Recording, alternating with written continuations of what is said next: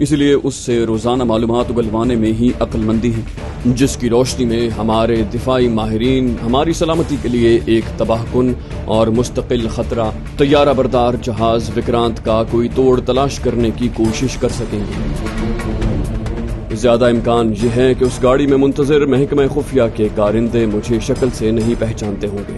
یہ ادراک ہوتے ہی میں پلک جھپکتے میں پوری قوت سے دوڑنے لگا۔ وطن زاد۔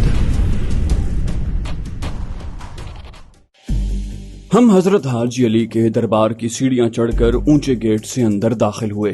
افتخار صاحب سیدھا حاجی پیا کی تربت کی جانب گنبد والے ہال کی طرف بڑھے، جبکہ میں نے پہلے مزار کے احاطے میں واقع مسجد کے وضو خانے کا رخ کیا۔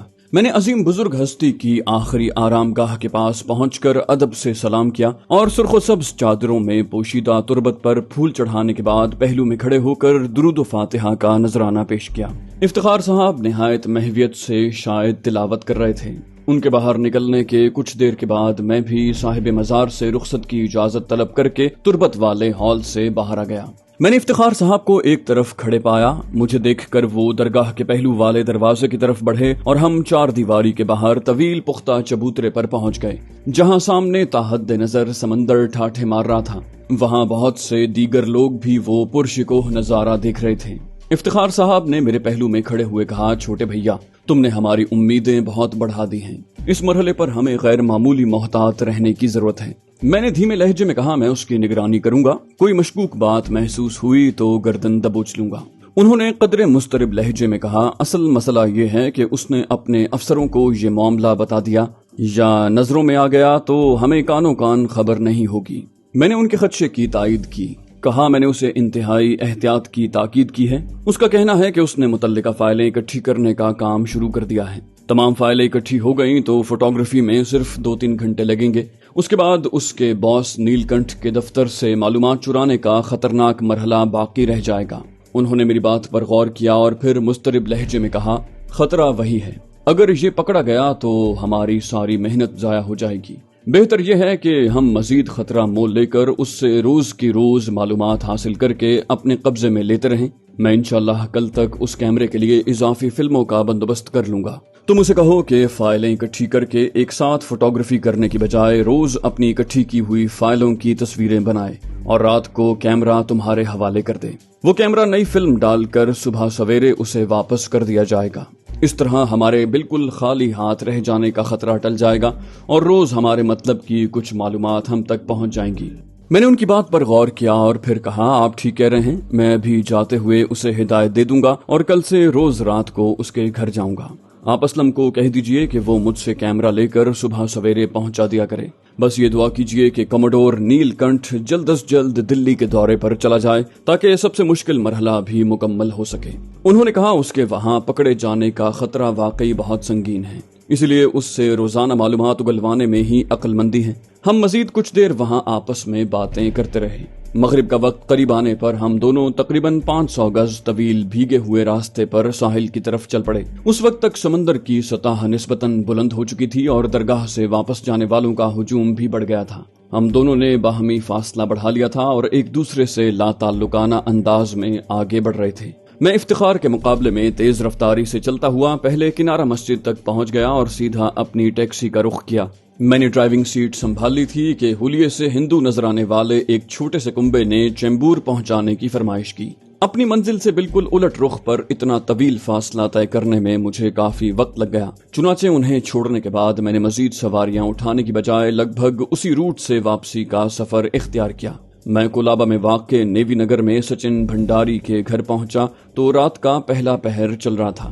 وہ مجھے غیر متوقع طور پر دیکھ کر کچھ حیران نظر آیا۔ وہ بولا، میں نے کہا تھا کہ 2 دن۔ میں نے اس کی بات کاٹتے ہوئے کہا، پروگرام بدل گیا ہے، اب تم روز فوٹوگرافی کرو گے اور شام کو کیمرہ میرے حوالے کرو گے جو صبح تمہیں لوٹا دیا جائے گا۔ اس نے میرے حکم کے خلاف مزاحمت کی کوشش کی، لیکن میں نے سختی سے بتا دیا کہ بلا چوں چراں بات ماننے کے علاوہ اس کے پاس کوئی راستہ نہیں ہے۔ میں نے اگلے روز 7 بجے اس کے پاس پہنچنے کی اطلاع دی اور اپنے ٹھکانے پر آ گیا۔ اگلی صبح میں نے اسلم کو پیغام دیا کہ وہ شام 7:30 سے 8 بجے کے درمیان کولابا کے ایک مخصوص ڈھابے پر میرا انتظار کرے جہاں میں کیمرہ اس کے حوالے کر دوں گا۔ اور اگلی صبح ٹھیک 7:30 بجے اسی جگہ اسے وہ کیمرہ مجھے لوٹانا ہوگا۔ اگلے دن میں معمول کے مطابق ٹیکسی لے کر نکلا۔ اب میں نہایت اعتماد کے ساتھ ٹیکسی چلا کر معقول آمدنی کما رہا تھا۔ شام کو میں احتیاطاً مقررہ وقت سے گھنٹہ بھر پہلے سچن کے کوارٹر کے سامنے سے گزرا۔ مجھے وہاں کوئی مشکوک سرگرمی نظر نہ آئی۔ سچن کی فیٹ گاڑی گھر کے احاطے میں موجود تھی۔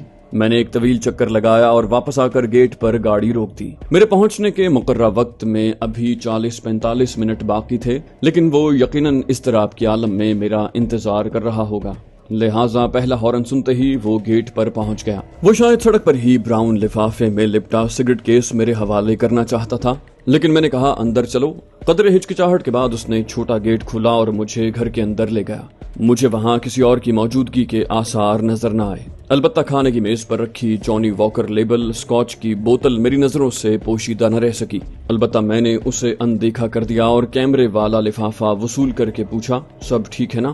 کوئی گڑبڑ تو نہیں ہوئی؟ مجھے اس کا چہرہ پژمردہ دکھائی دیا۔ جب وہ بولا تو لہجے سے بھی شکست خوردگی نمایاں تھی۔ بولا، ہاں سب ٹھیک ہے، اپنے دفتر میں میرے لیے اتنا زیادہ مسئلہ نہیں ہے، فائلیں کھنگالنا میری ڈیوٹی کا حصہ ہے۔ میں نے اطمینان بھرے لہجے میں کہا، ویری گڈ، اس میں کتنے فوٹوگرافز ہیں؟ میرا مطلب ہے تمہارے آفس میں لگ بھگ کتنے % کام پورا ہو گیا ہے؟ اس نے تھکے تھکے لہجے میں بتایا، اس میں 25 فوٹو ہیں، سمجھو 20% کے لگ بھگ۔ میں نے اطمینان کے اظہار کے لیے سر ہلایا۔ اس نے بات جاری رکھی، بولا، میرا انومان ہے کہ کل تک 60% کام ہو جائے گا، پرسوں اتوار ہے، باقی کام سوموار کو ہوگا۔ میں نے کچھ سوچا اور کہا، کیا یہ ممکن ہے کہ کل سارا دن تم دفتر میں بھی فوٹو بناؤ اور باقی فائلیں چپکے سے گھر لا کر چھٹی کے دن باقی کام کر لو؟ میری بات سن کر اس کا چہرہ سوت گیا۔ اس نے روکھے لہجے میں کہا، جلد بازی میں مرغی کا پیٹ پھاڑ کر سارے انڈے ایک ساتھ نکالنے کا نتیجہ تو تم جانتے ہی ہوگے۔ کیول میں نہیں مارا جاؤں گا، تم لوگوں کی یوجنا بھی بھنگ ہو جائے گی، ہو سکتا ہے تمہارے گلے میں بھی پھندا فٹ ہو جائے۔ میں نے یہ ظاہر نہیں کیا کہ اس کی دھمکی کا مجھ پر کوئی اثر ہوا، بلکہ ہنستے ہوئے کہا، میری اتنی چنتا کرنے پر دھنیہ واد، ٹھیک ہے، تم کل زیادہ سے زیادہ کام نکالنے کی کوشش کرنا، باقی باتیں صبح ہوں گی۔ اس کے پاس سے رخصت ہو کر میں کولابا مارکیٹ کی طرف روانہ ہوا۔ میں نے راستے میں خصوصی توجہ دی کہ کوئی میرا تعاقب تو نہیں کر رہا، تاہم مجھے کوئی مشکوک گاڑی یا موٹر سائیکل اپنا پیچھا کرتی نظر نہ آئی۔ ڈھابے پر پہنچ کر میں نے سبزی دال مکس اور 7 چپاتیوں کا آرڈر دیا۔ میں نے دوسری چپاتی ختم کی تھی کہ اسلم ڈھابے میں داخل ہوتا نظر آیا۔ اس نے ساتھ والی میز سنبھال کر اپنے لیے چائے منگوا لی۔ میں کھانے سے فارغ ہو کر ڈھابے سے باہر نکل آیا اور ٹیکسی کا ہڈ اٹھا کر انجن سے چھیڑ چھاڑ کرنے لگا۔ خیریت تو ہے بھئیے، انجن میں کوئی گڑبڑ ہے کیا؟ اسلم کے لہجے میں ڈرائیوروں والا بھائی چارہ نمایاں تھا۔ میں نے وقت ضائع کیے بغیر کیمرے والا لفافہ اس کی جیب میں ٹھونستے ہوئے سچن سے اپنی گفتگو کا احوال اسے بتا دیا اور اتوار کی چھٹی والی بات بھی بتا دی۔ اس نے کہا کہ وہ افتخار کے علم میں ساری بات لائے گا اور اگر ان کی طرف سے کوئی خصوصی ہدایت ہوئی تو صبح کیمرے کے ساتھ مجھ تک پہنچا دے گا۔ اس رات میں بہت پرسکون نیند سویا۔ میری محنت رنگ لانے لگی تھی۔ مجھے امید تھی کہ اگلے چند دن کے اندر سچن ہمارے مطلب کی تمام معلومات ہمارے حوالے کر دے گا، جس کی روشنی میں ہمارے دفاعی ماہرین ہماری سلامتی کے لیے ایک تباہ کن اور مستقل خطرہ طیارہ بردار جہاز وکرانت کا کوئی توڑ تلاش کرنے کی کوشش کر سکیں گے۔ اسلم نے حسب معمول صبح سویرے اپنے مقررہ وقت پر کیمرہ مجھ تک پہنچا دیا۔ وہ ایک پیغام بھی ساتھ لایا تھا۔ بولا، افتخار صاحب کا کہنا ہے کہ سچن پر مزید زور ڈالو کہ وہ زیادہ سے زیادہ متعلقہ فائلیں چوری چھپے گھر لے آئے اور اتوار کے دن بھی کام کرے۔ امید ہے وہ اپنے خوف پر قابو پا کر ہماری بات ماننے پر مجبور ہو جائے گا، تاہم اگر بالکل انکار کر دے تو اس پر زور ڈالنے کی ضرورت نہیں، ہم انتظار کر لیں گے۔ میں نے اس کی بات ذہن نشین کر لی اور سیدھا سچن کے گھر پہنچ گیا۔ اس نے کھردرے سے انداز میں میرا استقبال کیا اور باہر سے ہی ٹالنے کی کوشش کی۔ میں نے لگ بھگ زبردستی اس کے ساتھ اس کے گھر کی نشست گاہ میں پہنچ کر کہا، یار میری ایک بات سنو، تم مجھ سے اپنی دارو پینے کی عیاشی چھپانے کی کوشش کر رہے ہو یا کوئی اور مسئلہ ہے، یا تم یہ جتانا چاہتے ہو کہ تم سچی مچی سدھر چکے ہو؟ اس کے ساتھ ہی میں نے میز کے نیچے رکھی شراب کی خالی بوتل کی طرف اشارہ کیا۔ میری بات سن کر وہ کھسیانہ سا ہو گیا، بولا، نہیں ایسی کوئی بات نہیں ہے، بس یوں ہی۔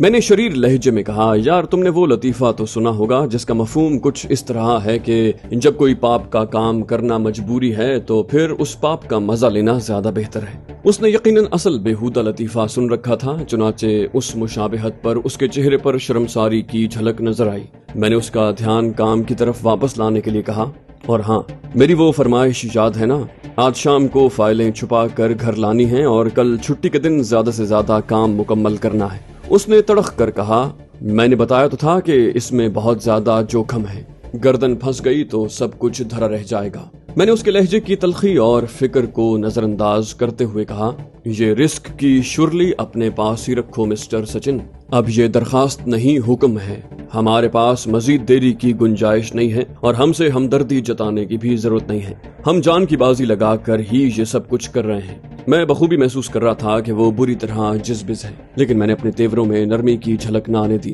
بالآخر اسے احساس ہو گیا کہ وہ کتنا بھی واویلا کر لے، میں ٹس سے مس ہونے والا نہیں ہوں۔ بالآخر اس نے شکست خوردہ لہجے میں کہا، ٹھیک ہے، تمہارے لیے یہی اچھا ہے تو یہ جوخم مول لینا ہی پڑے گا، آگے میری اور تمہاری قسمت، لگتا ہے تم میرا ستیاناش کر کے ہی چھوڑو گے۔ اس کی بات سن کر میں نے ہلکا سا قہقہہ لگایا، یار ہمت پکڑو، کچھ نہیں ہوگا، بس آنکھیں کھلی رکھ کر کام کرو۔ اچھا یہ بتاؤ، تمہارے باس نیل کنٹھ کی دلی کی طرف اڑان کی کوئی جانکاری ملی؟ اس نے نفی میں سر ہلایا، بولا اب تک تو نہیں، پرنتو وہ کسی بھی دن اڑان بھر سکتا ہے۔ اس کے چہرے کی مسکراہٹ سے لگا کہ اس نے میرے جملے میں نیل کنٹھ اور اڑان کے باہمی تعلق کا لطف اٹھایا ہے۔ میں کیمرہ اس کے حوالے کر کے وہاں سے نکل آیا اور باقی کا دن معمول کے مطابق ٹیکسی چلانے میں گزارا۔ شام کو مقررہ وقت سے کافی پہلے ہی سچن کے ٹھکانے کی طرف چل دیا۔ دراصل مجھے تمام دن دھڑکا لگا رہا تھا کہ کہیں اس نے خوفزدہ ہو کر فائلیں چھپا کر گھر لانے کا ارادہ ترک نہ کر دیا ہو، یا اس سے بھی زیادہ خطرناک بات یہ ہے کہ وہ اپنی اس سرگرمی کے دوران پکڑا نہ گیا ہو۔ ایسی صورت میں قوی امکان یہ تھا کہ شکاری اس کے گھر پر جال بچھائے بےتابی سے میرا انتظار کر رہے ہوں گے۔ یہی وجہ ہے کہ میں نے ٹیکسی براہ راست اس کے گھر کے سامنے لے جا کر کھڑی کرنے کی بجائے لگ بھگ 100 گز پہلے روک دی۔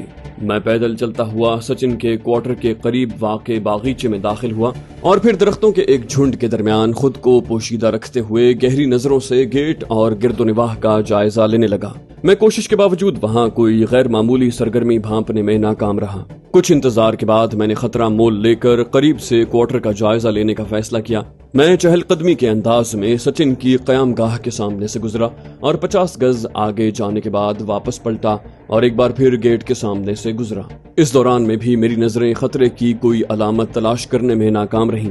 تاہم چند گز مزید آگے بڑھنے پر میں کچھ ٹھٹکا۔ مجھے سامنے سڑک کے کنارے ایک درخت کے نیچے ایک گاڑی کھڑی نظر آئی تھی جس کی اندرونی بتیاں بند تھیں۔ اصل چونکا دینے والی بات یہ تھی کہ یہ پراسرار گاڑی جو اپنی ساخت اور حجم کے اعتبار سے مجھے شیورلے امپالا لگی تھی، پہلے وہاں موجود نہیں تھی۔ میرے ذہن میں خطرے کی گھنٹی بج اٹھی۔ معاملہ گڑبڑ ہے۔ میں نے لمحے بھر میں صورتحال کا تجزیہ کر لیا۔ زیادہ امکان یہ ہے کہ اس گاڑی میں منتظر محکمہ خفیہ کے کارندے مجھے شکل سے نہیں پہچانتے ہوں گے۔ انہیں دراصل ایک ٹیکسی کا انتظار ہے جس کی یہاں آمد میں ابھی کم از کم 15-20 منٹ کا وقت باقی ہے، لہٰذا ان کا مجھ جیسے پیدل راہگیر پر کوئی خاص توجہ نہ دینا عین فطری بات ہوگی۔ البتہ اگر میں نے واپس پلٹنے یا راستہ بدلنے کی کوشش کی تو شاید یہ بھانپ لیں گے کہ ضرور دال میں کچھ کالا ہے، لہٰذا مجھے کوئی رد عمل ظاہر کیے بغیر سیدھے چلتے رہنا چاہیے۔ میں کسی عجلت کا مظاہرہ کیے بغیر گاڑی کے پاس سے گزرا اور سیدھا چلتا گیا۔ میں نے گاڑی کی طرف نظر اٹھا کر دیکھنے کی زحمت نہیں کی تھی، لیکن کنکھیوں سے دیکھنے پر ہی تصدیق ہو گئی تھی کہ وہ جہازی جسامت والی شیورلے امپالا ہی ہے۔ اچانک میرا دل زور سے دھڑکا۔ میری حساس سماعت نے گاڑی کا انجن سٹارٹ ہونے کی آواز سنی۔ قرب و جوار میں اس کی ایک کار کے علاوہ کوئی گاڑی نہیں تھی، چنانچہ شک کی گنجائش ہی نہیں تھی، اور میرے پاس سے گزرنے کے چند ہی لمحوں کے بعد گاڑی کا انجن بیدار ہونے کا ایک ہی مطلب ہو سکتا تھا، مجھے پہچان لیا گیا اور اب میری گردن پکڑنے کی کوشش کی جائے گی۔ میں نے تیزی سے مڑ کر جائزہ لیا اور میری آنکھوں نے برق رفتاری سے ایک اطلاع میرے ذہن تک منتقل کر دی۔ امپالا جیسی بڑی گاڑی کو اس تنگ سڑک پر محض سٹیئرنگ گھما کر موڑنا اور میرے پیچھے دوڑانا ممکن نہیں تھا، کئی بار آگے پیچھے کرنی پڑے گی۔ یہ ادراک ہوتے ہی میں پلک جھپکتے میں پوری قوت سے دوڑنے لگا۔ مجھے امید تھی کہ میں ان کی گاڑی مڑنے تک نہ صرف اپنی ٹیکسی تک پہنچ جاؤں گا بلکہ اسے اتنی تیزی سے وہاں سے بھگا لے جاؤں گا کہ یہ لوگ میری گرد کو بھی نہیں پہنچ سکیں گے۔ اب سچن والا معاملہ تو تیل ہو ہی گیا تھا، اب مجھے خود کو ان کے شکنجے میں پھنسنے سے ہر قیمت پر بچانا تھا۔ میری خوش قسمتی کہ اس وقت وہ راستہ لگ بھگ بالکل سنسان تھا، ورنہ میں تماشا بن جاتا۔ یہ الگ بات ہے کہ اس خطرناک صورتحال میں مجھے اس کی پرواہ بھی نہیں تھی۔ میری لاڈلی ٹیکسی حسب معمول چابی گھماتے ہی سٹارٹ ہو گئی۔ اس مقام پر سڑک نسبتاً کشادہ تھی، چنانچہ میں نے گاڑی تھوڑا ریورس کر کے اسٹیئرنگ گھمایا اور رفتار بڑھا دی۔ اس دوران میری نظریں عقب میں مڑنے کی کوشش میں مصروف امپالا پر جمی ہوئی تھی۔ ہر گزرتے سیکنڈ کے ساتھ دونوں گاڑیوں کا درمیانی فاصلہ بڑھ رہا تھا، 150 گز، 200 گز۔ میرے خدشے کے عین مطابق وہ امپالا تیز رفتاری سے میرے عقب میں چل پڑی تھی۔ یہ دیکھ کر میں نے اپنی رفتار بڑھا دی۔ چند ہی لمحوں کے بعد میں ایک موڑ گھوم کر ایک چوڑی سڑک پر آ گیا جو آگے جا کر ساحل کے ساتھ ساتھ چلنے والی شاہراہ سے مل جاتی تھی، اور یہ شاہراہ ایک طویل دائرہ کاٹ کر واپس کولابا کی طرف چلی جاتی۔